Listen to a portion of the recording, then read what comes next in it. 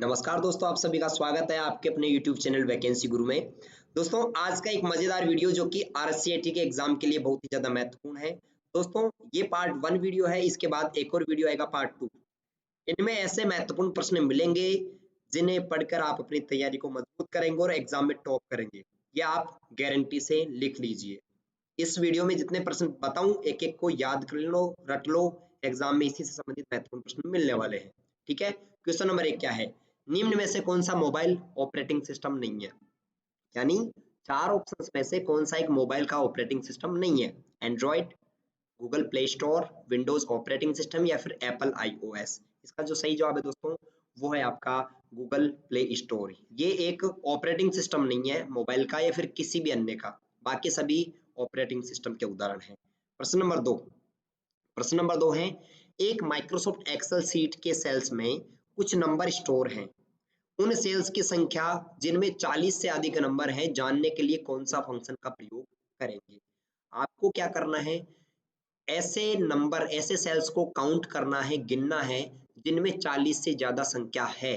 तो आप किसका यूज करेंगे? दोस्तों, वैसे तो हम काउंट करने के लिए, गिनने के लिए काउंट फंक्शन यूज करते हैं, पर यहाँ पर एक कंडीशन है कि 40 से ज्यादा अगर हो, ठीक है, 40 से अगर ज्यादा हो, अबो 40 हो, तो उसके लिए आप काउंट इफ लगाएंगे। मतलब एक कंडीशन यहाँ पर अगर लग गई तो उसके लिए काउंट इफ होता है। तो ऑप्शन डी सही जवाब होगा।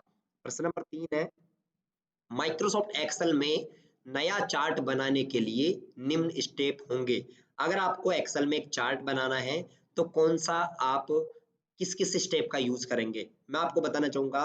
सबसे पहले एमएस एक्सेल में चार्ट बनाने के लिए हम डेटा को सिलेक्ट करेंगे। सिलेक्ट करने के बाद इंसर्ट टैब में जाएंगे और उसके बाद चार्ट को सिलेक्ट करेंगे। अर्थात ऑप्शन सी इसका बिल्कुल सही आंसर है। ऑप्शन सी सही है। चौथा देखिए, चौथा प्रश्न बताने से पहले आप एक कमेंट पर गौर कीजिए। दोस्तों, ये वो कमेंट्स हैं जो हमारे आरसीआईटी के विद्यार्थियों ने इस चैनल के लिए किए। इन्होंने यहाँ से पढ़कर परसेंटेज बनाई है। ठीक है। प्रश्न नंबर 4, मात्र एक स्लाइड का माइक्रोसॉफ्ट पावर पॉइंट में एनिमेशन चेक करने के लिए निम्न फीचर का प्रयोग करते हैं। मतलब आपको किसी एक स्लाइड का ही एनिमेशन चेक करना है कि इस स्लाइड में क्या क्या एनिमेशन लगा हुआ है, तो आप प्रीव्यू ऑप्शन पर क्लिक करेंगे, यानी उसका प्रीव्यू आप देखेंगे। प्रश्न नंबर 5, एक माइक्रोसॉफ्ट पावर पॉइंट स्लाइड में आवाज डालने के लिए आप क्या करेंगे? आवाज का मतलब है ऑडियो। एमएस पावर पॉइंट में यदि आपको ऑडियो इंसर्ट करना हो तो आप इंसर्ट टैब में जाएं, वहां से मीडिया ग्रुप में जाएं, देन ऑडियो के बाद साउंड फाइल को सिलेक्ट कर लें। अर्थात ऑप्शन सी इसका सही आंसर है। मतलब इंसर्ट में से आप ऑडियो, वीडियो, पिक्चर्स कुछ भी इंसर्ट कर सकते हैं। अगला देखो, छठा प्रश्न, आप अपने ई टिकट के आरक्षण की वर्तमान स्थिति कैसे जान सकते हो? यानी आपने एक ऑनलाइन टिकट बनाया, अब आप उसके आरक्षण की वर्तमान स्थिति जानना चाहते हैं, यानी उसका रिजर्वेशन की स्टेटस क्या है, तो आप किसके माध्यम से जानेंगे? ठीक है, आपके पास क्या होना चाहिए कि आप उसकी स्टेटस चेक कर सको, और इसका सही जवाब है दोस्तों पीएनआर। अगर आपके पास पीएनआर नंबर है तो आप उसकी जांच कर सकते हो। पीएनआर का पूरा नाम होता है पैसेंजर नेम रिकॉर्ड, यानी यात्री के नाम का रिकॉर्ड। 7वां प्रश्न है, इनमें से कौन सा एक अमान्य ईमेल एड्रेस है? बताइए। यानी एक ईमेल एड्रेस जो मान्य नहीं है, सॉरी अमान्य है, मान्य नहीं है, अमान्य ही होता है। और इसका सही जवाब है ऑप्शन ए, क्योंकि यहाँ पर इसमें .com, .in, .edu कुछ भी नहीं लिखा हुआ, तो ये गलत है। बाकी सब सही है, ये तीनों सही है, पहला ऑप्शन गलत है। अगला देखो, एमओओसी का या फिर एमओओसी किसका उदाहरण है? मित्रों, एमओओसी एक ऑनलाइन शिक्षा का उदाहरण है, यानी ऑनलाइन शिक्षा की वेबसाइट है जो कि उसमें एडेक्स का इस्तेमाल होता है। एडेक्स उसके एक पोर्टल का नाम है जहां से आप ऑनलाइन शिक्षा प्राप्त कर सकते हो। एमओओसी का पूरा नाम होता है मैसिव ओपन ऑनलाइन कोर्सेज। अगला देखो, छठा, सॉरी 9वां प्रश्न, एक क्लाइंट कंप्यूटर पर चलने वाला क्लाइंट एप्लीकेशन है जो वेब सर्वर से संपर्क करता है और सूचना के लिए अनुरोध भेजता है। यानी आपके कंप्यूटर में इंटरनेट चलाने के लिए कौन सी एप्लीकेशन, सॉफ्टवेयर, यानी ऐप को काम में लेते हो दोस्तों? एक ऐप जो आपके मोबाइल फोन में या कंप्यूटर में इंटरनेट चलाने के काम में आती है। मॉडेम, कीबोर्ड, वेब ब्राउजर या फिर इंटरनेट। और इसका सही जवाब है दोस्तों वेब ब्राउजर, जिसमें आता है क्रोम, फायरफॉक्स, सफारी आदि। 10वां प्रश्न देखो, जीमेल में कंपोज पर क्लिक करके आप क्या कर सकते हो? दोस्तों, कंपोज का हिंदी अर्थ होता है तैयार करना। कंपोज का हिंदी अर्थ क्या होता है? तैयार करना। तो कंपोज यानी नया ईमेल मैसेज आप तैयार कर सकते हो, अर्थात लिख सकते हो। तो ऑप्शन इसका बी सही जवाब है, आप एक ईमेल संदेश लिख सकते हो। 11वां है, निम्न में से कौन सा एक पॉइंटिंग उपकरण का सही उदाहरण है? यानी पॉइंटिंग डिवाइस कौन सा है? दोस्तों पॉइंटिंग डिवाइस किसे कहते हैं? ऐसा उपकरण जिसका यूज करके आप कंप्यूटर स्क्रीन के किसी भी कोने में आसानी से पहुंच सकते हो, उसे पॉइंटिंग डिवाइस कहते हैं। जिनमें आते हैं ट्रैक बॉल, टच पैड और माउस तीनों, है ना। Track ball, touch pad, mouse तीनों ही क्या है? पॉइंटिंग डिवाइस के एग्जाम्पल है। 12वां प्रश्न देखिए क्या है, निम्न में से कौन सा शब्द एमएस वर्ड से संबंधित नहीं है? यानी कि माइक्रोसॉफ्ट वर्ड से संबंधित कौन सा एक शब्द नहीं है? क्लिपआर्ट, हेडर फुटर, प्रेजेंटेशन या फिर बुकमार्क और हाइपरलिंक। और इसका सही जवाब है दोस्तों प्रेजेंटेशन, क्योंकि क्लिपआर्ट, हेडर फुटर और बुकमार्क और हाइपरलिंक ये तीनों तो क्या है? एमएस वर्ड से संबंधित है। 13वां देखो, इंटरनेट की गति को मापने के लिए इकाई के लिए सही विकल्प कौन सा है? यानी इंटरनेट की गति को किस में मापा जाता है? मित्रों इंटरनेट की गति को बीपीएस में मापा जाता है, जीबीपीएस में भी मापा जाता है, एमबीपीएस में भी मापा जाता है, केबीपीएस में भी मापा जाता है। तो सभी इसका सही जवाब है, उपरोक्त सभी, यानी 13वें में डी जवाब रहेगा। अगला देखो, निम्न में से किसकी भंडारण क्षमता सबसे अधिक है? यानी किसकी भंडारण क्षमता सबसे ज्यादा है? सबसे ज्यादा कैपेसिटी किसकी होती है स्टोरेज में? सीडीआर, सीडीआरडब्ल्यू, डीवीडी या ब्लू रे डिस्क? और इसका सही जवाब है दोस्तों ब्लू रे डिस्क। सबसे ज्यादा स्टोरेज कैपेसिटी यानी 500 जीबी तक डेटा इसमें स्टोर किया जा सकता है। ध्यान रखें, ब्लू रे डिस्क में 500 जीबी तक का डेटा आ जाता है। अगला प्रश्न है, निम्न में से कौन सा एप्लीकेशन प्रोग्राम आमतौर पर पीडीएफ फाइल को देखने के काम में आता है? अर्थात आपको पीडीएफ फाइल देखनी है तो कौन सा एप्लीकेशन काम में लोगे दोस्तों? एडोब रीडर का आप काम में लोगे। अगला प्रश्न देखो 16वां, आप कंप्यूटर से सोशल मीडिया का उपयोग खालिस्तान से कर सकते हो। यानी सोशल मीडिया चलाने के लिए आप किन किन का इस्तेमाल कर सकते हैं? ऑप्शंस देखिए, Word, Excel, PowerPoint, YouTube, Google Play, Outlook, Facebook, Instagram, Google Plus. आप सबको मालूम है कि सोशल मीडिया की जो वेबसाइट्स है उनका नाम है फेसबुक, इंस्टाग्राम, गूगल प्लस आदि। 17वां देखो, अधिकांश वेब ब्राउजर वेब पेज के यूआरएल को खालिस्तान पर प्रदर्शित करते हैं। यानी एक वेब ब्राउजर में वेबसाइट का एड्रेस जो दिखाई देता है ना यहाँ पर ऊपर, उस जगह को हम क्या कहते हैं? उसको हम एड्रेस बार कहते हैं। क्या कहते हैं मित्रों? Address bar. 17 में बी आंसर सही है।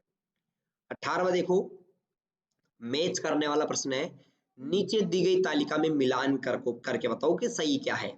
इनपुट डिवाइस कौन सा है इनमें से? दोस्तों इनपुट डिवाइस होता है ट्रैक बॉल, माइक्रोफोन और कीबोर्ड तीनों, यानी पहले में पी, यानी यहाँ पर मैं लिख दूं पहले में पी। दूसरा आउटपुट डिवाइस कौन सा है दोस्तों? आउटपुट डिवाइस है मॉनिटर, प्रिंटर और हेडफोन, यानी दूसरे में आर। और तीसरे में क्या है? स्टोरेज डिवाइस है हार्ड डिस्क, यानी तीसरे में क्यू, तीसरे में क्यू। तो देखो पहले में पी, दूसरे में आर और तीसरे में क्यू कहाँ पर है? पहले में पी, दूसरे में क्यू, तीसरे में आर। पहला गलत, ए गलत है, ए ये नहीं होगा, बी क्यू ये भी गलत है, तीसरा भी गलत, चौथा सही है पी आर क्यू, ठीक है ना। चौथा डी ऑप्शन सही है इसका। 19वां देखो, एक ऐसी विधि है जहां कई कार्य या प्रक्रियाएं सामान्य प्रोसेसिंग जैसे कि सीपीयू को साझा करती हैं। यानी कि जहां पर एक साथ एक से ज्यादा कार्य होते हैं, ठीक है, उसको क्या कहते हैं? और एक प्रोसेसिंग मोड जहां पर एक साथ कई सीपीयू का उपयोग करके प्रोग्राम को प्रोसेस किया जाता है। मतलब एक जगह वह प्रक्रिया क्या कहलाती है जहां पर एक से ज्यादा काम हो, एक से ज्यादा काम हो उसके कहते हैं मल्टीटास्किंग, मल्टीटास्किंग, ठीक है ना। और जहां पर एक से ज्यादा प्रक्रिया हो, प्रोसेस हो, उसको कहते हैं मल्टी प्रोसेसिंग, ठीक है। तो यहाँ पर सही जवाब हो जाएगा option B, multitasking and multiprocessing. अगला प्रश्न देखो 20वां, राजमेघ क्या है? यानी राजमेघ क्या है दोस्तों? राजमेघ, मेघ यानी बादल ना, बादल को अंग्रेजी में क्लाउड भी कहते हैं, तो राजस्थान का क्लाउड है, याद रखना, राजस्थान क्लाउड स्टोरेज। 21वां, एक प्रोग्राम है जो कंप्यूटर से जुड़े डिवाइस जैसे कि printer, scanner, CD ROM drive इत्यादि को चलाता है और नियंत्रित करता है। यानी कि ये जो चीजें हैं इनको डिवाइस कहते हैं, और डिवाइस को चलाने वाले को क्या कहते हैं दोस्तों? चलाने वाले को, जो चलाता है उसको ड्राइवर कहते हैं। तो डिवाइस को चलाने वाला कौन हुआ दोस्तों? Device driver. तो इसका सही जवाब ऑप्शन डी रहेगा। ओके, 22वां प्रश्न देखो, निम्नलिखित सेवाओं में से कौन सी सेवा का ई-मित्र वेब पोर्टल का उपयोग करके लाभ नहीं उठा सकते? यानी कि आप ई-मित्र वेब पोर्टल से कौन सी सेवा का लाभ नहीं ले सकते? आप बिजली का बिल का भुगतान कर सकते हो, बिल्कुल सही है। पानी का बिल भी भुगतान कर सकते हो, सही है। मूल निवास प्रमाण पत्र यानी बोनाफाइड बनवा सकते हो, ये भी सही है। पर मोबाइल के बीच फाइलें साझा नहीं कर सकते ई मित्र से, तो ऑप्शन डी सही जवाब रहेगा इसमें। अगला देखो 23वां, खालिस्तान का उपयोग दो या दो से अधिक मोबाइल उपकरणों के बीच फाइल को ट्रांसफर करने के लिए किया जाता है। आप दो मोबाइल्स के बीच फाइल ट्रांसफर करना चाहते हैं तो आप ब्लूटूथ का इस्तेमाल कर सकते हैं, और आप इन तीनों का इस्तेमाल नहीं कर सकते, अर्थात ऑप्शन ए इसका सही जवाब है। 24वां देखो, कॉम्बिनेशन कीज कौन से इनमें से बताना है। दोस्तों कॉम्बिनेशन कीज उन्हें कहते हैं जो दूसरे बटनों के साथ कॉम्बिनेशन मिलाकर कार्य करते हैं, अर्थात उनको अकेले दबाने पर कुछ नहीं होता, जैसे कंट्रोल। अगर आप कंट्रोल दबाओगे तो कुछ नहीं होगा, पर अगर कंट्रोल के साथ एस दबाओगे तो सेव होगा। इस वजह से इसको कॉम्बिनेशन यानी संयोजन की कहते हैं, और इसका सही जवाब है ऑप्शन बी। कोई प्रश्न आपको समझ में नहीं है तो पीछे जाइए, आप पीछे आप बैक कर लिया करो और पढ़ लिया करो, ठीक है ना। दोबारा से पढ़ लोगे, 2 बार में आराम समझ में आ जाएगा। एमएस वर्ड 2010 में जूम स्लाइडर का काम क्या है? जूम क्या काम में आता है दोस्तों? जूम करना। जूम यानी उसको, उसके आकार को यानी उसका जो क्षेत्र है उसको बढ़ा या घटा कर देख सकते हो, तो ऑप्शन ए सही है। विविंग क्षेत्र को बढ़ा या घटाकर देख सकते हैं, देखने के लिए, यहाँ पर ये देखने के लिए लिखा हुआ है ना। अगला, एमएस एक्सेल 2010 में फ्रीज पैन कमांड क्या काम में आता है? दोस्तों फ्रीज पैन कमांड क्या करता है, रो या कॉलम जो शीर्षक है उसको एक जगह स्थिर कर देता है ताकि स्क्रॉल नहीं हो। मतलब आप समझो ध्यान से कि आप एक एक्सेल में काम कर रहे हो, सीट में यहाँ पर आपकी हेडिंग लिखी हुई है, आप चाहते हो कि मैं जब ऊपर नीचे स्क्रॉल करूं तो ये वाला रो है ना, ये स्क्रॉल नहीं हो, यहीं पे दिखाई दिया हमेशा के लिए, तो आप उसके लिए क्या करोगे, फ्रीज पैन बना दोगे। क्या कर दोगे? Freeze pane. तो ऑप्शन बी इसका सही जवाब है। रो और कॉलम शीर्षक को स्थिर रखने के लिए, ताकि वे वर्कशीट तो को स्क्रॉल करते समय स्क्रॉल ना हो। 27वां प्रश्न देखो, माना कि एक्सेल की कुछ सेल्स हैं जिनका नाम है B1, B2 और B3। इनमें कुछ संख्याएं लिखी हुई हैं और आप इनमें से मिनिमम वैल्यू निकालना चाहते हो, सबसे कम वैल्यू क्या है। तो आप बराबर मिन फंक्शन लगाएंगे, ब्रैकेट ओपन, B1 से B3, B2 B3 भी ऐसे भी लिख सकते हो, या फिर B1 B2 B3 आप ले सकते हो। तो आप यहाँ पर आपका ऑप्शन ए सही जवाब हो जाएगा, minimum B2 minimum B2 B3, है ना। इस प्रकार भी आप लिख सकते हो, तो दोनों तरीके सही हैं जो मैंने बताया और यहाँ पर लिखा हुआ है। 28वां देखो, इनमें से कौन सा एक स्क्रीन लॉक विकल्प है? बिल्कुल इजी प्रश्न, आपको इसका कमेंट करके जवाब देना है, मैं नहीं बताऊंगा। कौन सा स्क्रीन लॉक विकल्प है जो 9 डॉट की एक श्रृंखला होती है उसमें ऐसी, ठीक है, और आप उसमें क्या करते हो, ऐसे करके लॉक खोलते हो, जैसे इस प्रकार से, इस प्रकार लॉक खोलते हो कैसे भी। तो इस श्रृंखला को क्या कहते हैं, कौन सा लॉक है ये, कमेंट करके आप जवाब देंगे ना। निम्न में से कौन सा मोबाइल वॉलेट का उदाहरण नहीं है? इनमें से कौन सा एक मोबाइल वॉलेट नहीं है दोस्तों? एसबीआई बड़ी मोबाइल वॉलेट है, भीम भी है, पेटीएम भी है, क्रेडिट कार्ड एक मोबाइल वॉलेट नहीं है, अर्थात ऑप्शन डी सही जवाब है।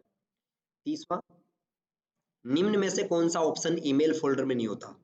इनमें से कौन सा एक ईमेल का फोल्डर नहीं है? Send mail, receive mail, trace mail या फिर स्पैम मेल, और इसका सही जवाब है दोस्तों रिसीव मेल। ये नहीं होता है ऑप्शन, इसकी जगह होता है इनबॉक्स, क्योंकि प्राप्त ईमेलों को इनबॉक्स में रखा जाता है, तो ऑप्शन बी सही जवाब है। 31वां देखो, अपने कंप्यूटर में विभिन्न नेटवर्क कनेक्शन सेट करने के लिए आप किसका प्रयोग करेंगे? आपके कंप्यूटर में अगर आपको नेटवर्क सेट करना है तो आप नेटवर्क और शेयरिंग सेंटर ऑप्शन का यूज करेंगे। 32वां, इनमें से कौन सा कंप्यूटर हार्डवेयर पर रन करता है और दूसरे सॉफ्टवेयर को चलने के लिए रन करने के लिए प्लेटफॉर्म प्रदान करता है? दोस्तों इसका सही जवाब है अपना ऑप्शन ए, यानी ऑपरेटिंग सिस्टम, जो अन्य सॉफ्टवेयर को मंच भी प्रदान करता है।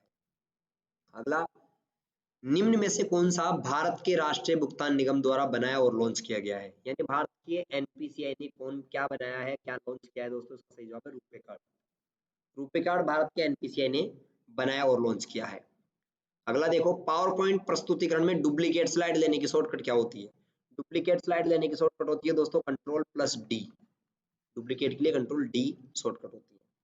अगला प्रश्न देखो, किसी एमएस एक्सेल सूत्र में संलग्न विस्तार से प्रारंभ के अंत जो सेल एड्रेस को अगर आपको पृथक करना है तो आप किसका इस्तेमाल करोगे? यानी कि शुरू से और एंड के सेल एड्रेस को आपको अलग अलग करना है, ऐसे अलग अलग करना है, तो आप यहाँ पर कोमा का इस्तेमाल करेंगे। दोस्तों किसका इस्तेमाल करेंगे? कोमा का, ठीक है। इसी प्रकार का सेकंड वीडियो आएगा, उसको आप देखना। इस वीडियो में आपके कितने प्रश्न सही हुए कमेंट करके बताएं, और सेकंड वीडियो को देखें जरूर और इनमें उसमें कितने परसेंट सही हो रहे हैं, ये तय करेगा कि आपकी आरएसटी में कितनी परसेंटेज बनेगी। मिलते हैं दोस्तों अगले वीडियो में, तब तक के लिए धन्यवाद। अगर आप नए हैं तो चैनल को सब्सक्राइब करके जाएं और वीडियो को लाइक जरूर करके जाएं। बहुत बहुत धन्यवाद।